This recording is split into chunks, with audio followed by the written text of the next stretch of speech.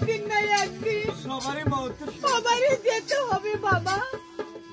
তাই আমি বলেছি উজির সাহেব চলুন এখন জাহাপনার সৎ কাজের ব্যবস্থা করি। তবে তাই করছি। লা ইলাহা ইল্লাল্লাহ মুহাম্মাদুর রাসূলুল্লাহ।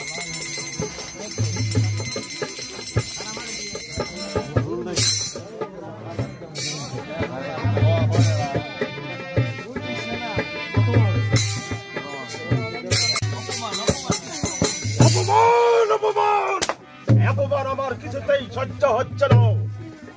কোথায় উজির সাহেব?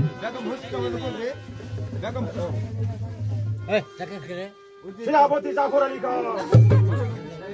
বলুন উজির সাহেব। অপমান হয়েছি গতকাল। এই বাংলার নবাব সাহেবের মৃত্যু হয়েছে। মৃত্যুর পর তার একমাত্র শিশু কামালকে দিয়েছে রাজ্য পরিচালনা করতে। এবার আমার সুযোগপূর্ণ সুযোগ আমার হাতের মুঠে পেয়েছি। তুমি একটু আমায় সহায় করবি। তার একমাত্র শিশু কামালকে হত্যা করি, তার বেগম হাসনা ফারুককে কারারুদ্ধ করি। আমি হব ওই রাজ্যের নবাব, আর তুমি হবা প্রধান সেনাপতি। কি বলছেন বন্ধু?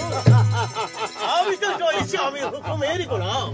হুকুম করার লগে লগে এই তার বাচ্চা যেখানে বাস করবো, আর পাথালে যাবো, আর আসমানে যাবো।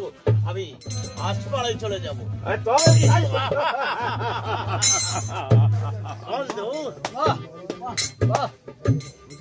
উজির সাহেব, সেনাপতি জাফর আলী খান, তোমাদের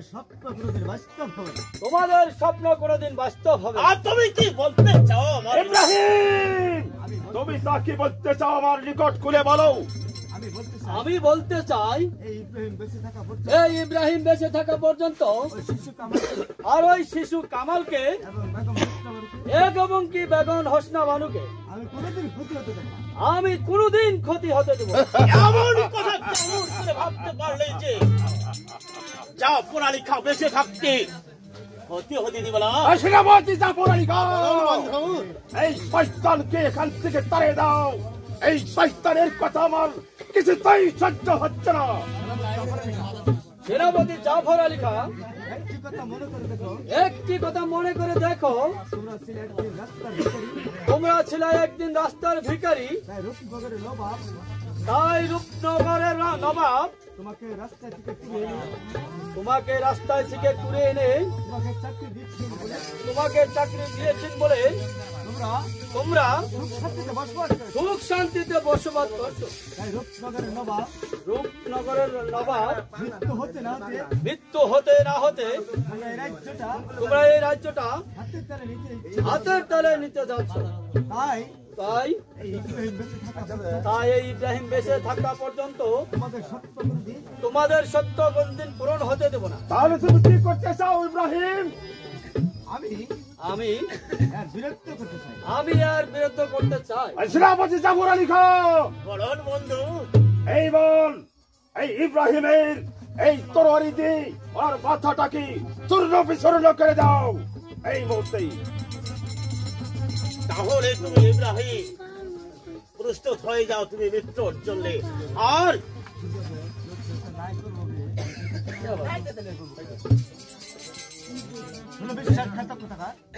বিশ্বাসঘাতকতাকার এই ইব্রাহিম তোমাদের সঙ্গে যুদ্ধ করবে না।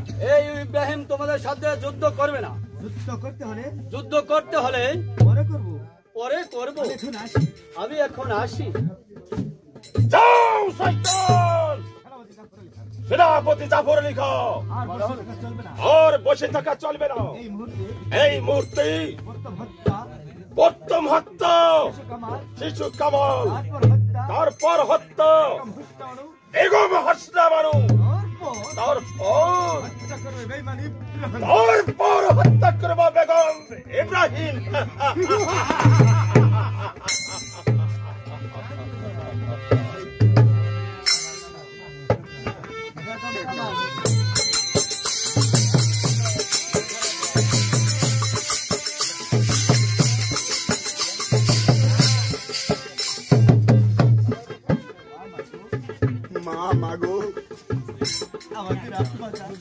আমাদেরই আব্বা জান, আমাদেরকে ছেড়ে চিরচর্মের মতো চলে গিয়েছে মা।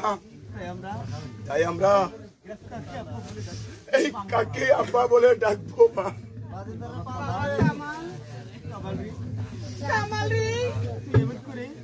তুই এমন করি কেঁদে কেঁদে তুই আমাকে আর আকুল করে রে বাবা।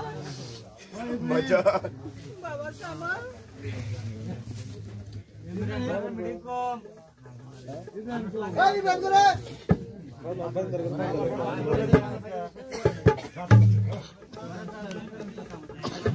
বেগম সাহেবা সর্বনাশ হয়েছে। বেগম সাহেবা সর্বনাশ হয়েছে।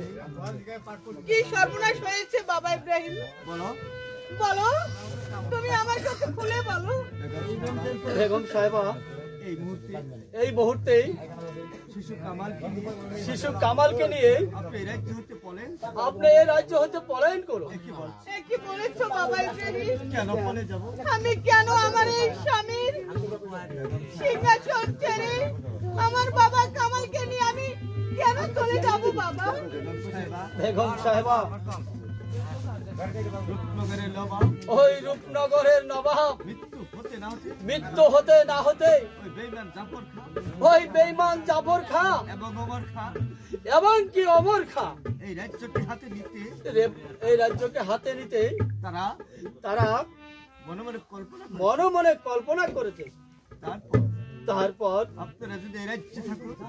আপনারা যদি এই রাজ্যে থাকুন প্রথম হত্যা করবে শিশু কামালকে, তারপর হত্যা করবে আপনাকে। তাই আমি বলছি এই মুহূর্তে এই রাজ্য ছেড়ে অন্য কোথায় চলে যান।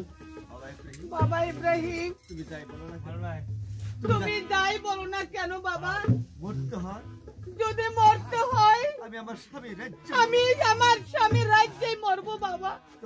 তবু আমার রাজ্য ছেড়ে আমি কোথায় পালিয়ে যাব না বাবা। বেগম সাহেবা আপনি যদিও রাজ্য ছেড়ে না যান কিন্তু ওই শিশু কামালকে আমি কিছুতে এখানে রেখে যাব না। আমি কিছুতে এখানে রেখে যাব না। এই মুহূর্তে আমি শিশু কামালকে নিয়ে আমি পলায়ে চলে যাব। আমি পলায়ে অন্য জায়গায় চলে যাব। আমার বাবা কামালকে তুমি নিও না। ভাই কামাল আমার সঙ্গে চলে আয়। তুই আমার সঙ্গে চলে আয় ভাই। বাবা তুমি আমাকে ছেড়ে দিও না বাবা। চলে আয় কামাল চলে আয় ভাই।